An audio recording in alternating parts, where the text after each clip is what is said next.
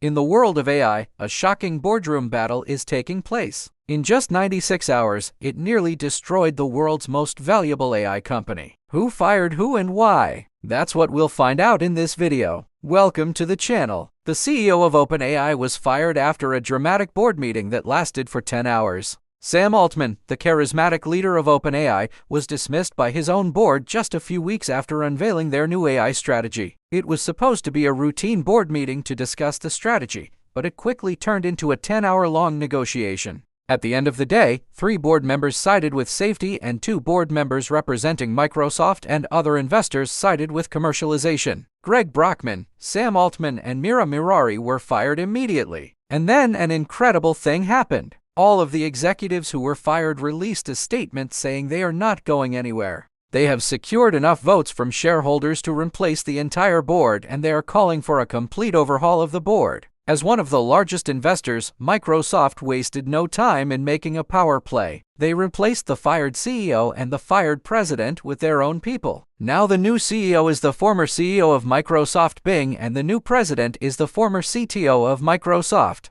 This is a clear indication that Microsoft wants to have more control over the direction of OpenAI. It appears that the board was not happy with the way things were going at OpenAI. Despite being the world's most valuable AI company with a valuation of $86 billion, OpenAI was losing millions of dollars every month and had only enough cash to last a few years. Altman wanted to accelerate the development of their new AI strategy, which involves building a giant AI marketplace where anyone can build and sell AI tools. But the board felt that this strategy was too risky and not commercially viable. However, this strategy has already paid off for Microsoft. When they integrated GPT-4 into Bing, it caused a sensation in the tech world. Bing went from being a search engine used by 6% of the population to being used by 17% of the population in just a few months. It even made Google stock drop by 10%. So it's clear that this strategy is working. But it's not just about commercial success. There's also a lot of money to be made here. Just look at the recent IPO of Anthropic, a smaller rival of OpenAI.